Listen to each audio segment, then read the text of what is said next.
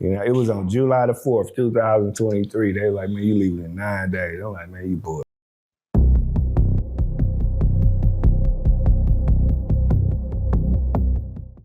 Coming home, they gave you an out date. So you knew, or was it or just immediate release? 2033 was my out date. That was your out date? Yeah. As far as once the guidelines changed and shifted, did you know you were coming home? And how long did you know as far as what day you were coming home? Or Yeah, no, it don't really work like that in the Fed because you have to get halfway house and all of that, or you gonna walk that bitch all the way out or whatever, whatnot. But for me, like 8 months, let's say 8 months prior to coming home, I know, okay, I'm leaving on that date, but it shifted because that year kicked in, and then I'm thinking it's like 8 months up or something like that, if I'm not mistaken. And then they came in and said, hey, you leaving in 9 days. I'm like, 9 days? Shit, let me sit down. You know, that's late, let me sit down. You know, it was on July the 4th, 2023. They were like, man, you leaving in 9 days. I'm like, man, you boys. Independence Day. Freedom. Yeah. A lot of people were on a campaign of Free Twisted Black. Did you feel the energy of outside in Dallas-Fort Worth as far as your name and One Day Twisted Black coming home? Just throughout the years, did you feel that energy? Did you hear from talking to family members, brothers and stuff like that, hey, they're waiting on you? Yeah. Or did you tune that out as far as any Free Twisted Black movements? Yeah. That's two questions. Yes. But I answer both. Yes, I heard it. But no to it. I couldn't see it, so I just didn't know. Yeah. But you could hear my son or my partner, man, everybody was in the club, whoop-de-whoop. But you don't know, you know. And then you don't lead with it anyway. It doesn't matter, because it ain't gonna help me get up now. It ain't gonna help me in here nan day. That's right. You know, it ain't gonna make me no more special than this nigga next to me that don't rap. That's real. As far as coming home, who was there as far as your release? And what were you expecting to come home to? I was expecting to come home to, you know, in my mind, because I'm so resilient, you know, to come pick up where I left off. You know what I mean? I'm come take back what's mine, which is, you know, the best to ever do it. But I came home to a wife at the time, you know what I mean? A good woman, and she had me set to where I was able to fight, you know, just her having me draws and a place to stay and, you know, stuff like that. And then my brothers, you know, I mean, I had a pretty solid support system that allowed me to be able to get on my feet. There you go. Now, again, this is just an introduction to Twisted Black on the stories. I know there's a lot more stories, but I want to use this time just to introduce you as far as what got you in there. And we're going to come back one day and do the actual stories. But I do these prison stories not to glorify prison. Hell. I don't ever want to make it seem like there's some light or this is like a badge of honor. Right.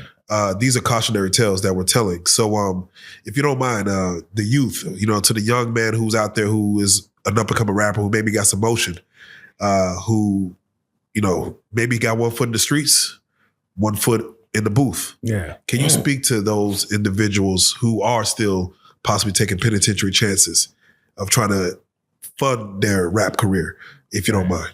Well, first thing I would tell them is I understand, because, hey, to get in as a new artist and blow up and all of that, it's hard. I forgot how hard until I had to get back out of jail, and I done had to start all over from scratch, brother.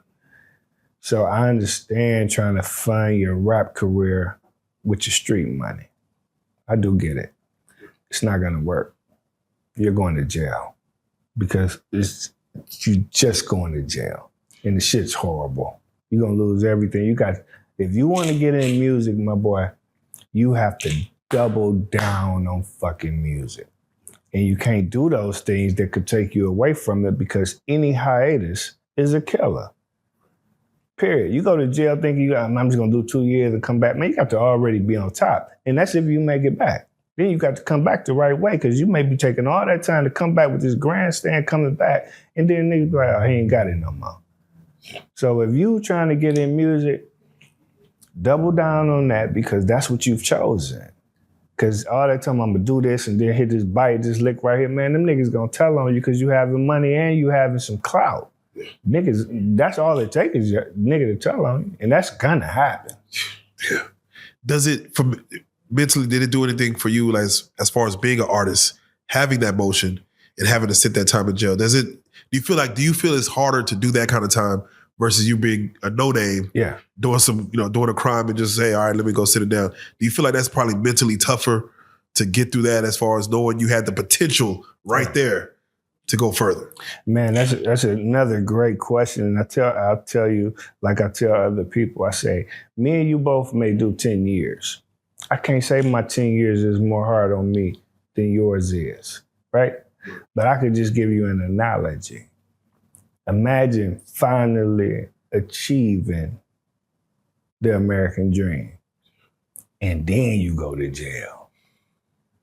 Like, soon as I'm even talking about literally, soon as you ink that bitch, now we're gonna take the rest of your life in jail.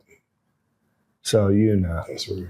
Yeah, I'm not saying I'm no better than anybody or nothing like that, but I always tell people, everybody's gonna fall in prison. It's just how high your mountain was that you were standing on. And I said that, like, if you was just out here getting it and hitting them and you really wasn't taking care of your kid, whatever, we know that. You know it better than we do. Then you mad and bitter about doing the time. But if you had actually crossed over and was signing a $1 million deal, 1.7 to be exact, and the street shit is long behind you. Well, that's a hell of a fall, baby. And then couple in that you ain't even do it. Oh, man. Oh, my God. With that being said, the life of Tommy Burns. Nigga, cut. Right. The life of Tommy Burns, better known as Twisted Black. I have to appreciate you coming through. For those that may want to get to the music, follow you on any social media platforms, can you tell them where to follow your story? Absolutely. The Twisted Black on every social media platform. THE Twisted Black. The Twisted Black if you talk like me. Or The Real Twisted Black on YouTube, man. Make sure and get you some of this Hustle or Go Broke material, merchandise, because this is the best stuff going on. I wish you could feel the material. This is Gifted, Black Gifted and Amazing. This is my sister company. And when you got this on, this is not just a brand. Come on. This is a lifestyle. There you go. It don't mean selling dope. It just means you're resilient. You're going to push by all means. Hustle or go broke. There you go. With that being said, I got to say, man, Prison Stories 101, man, Twisted Black, man, I appreciate it. Man, salute. Pleasure's all mine, Playboy. There you go.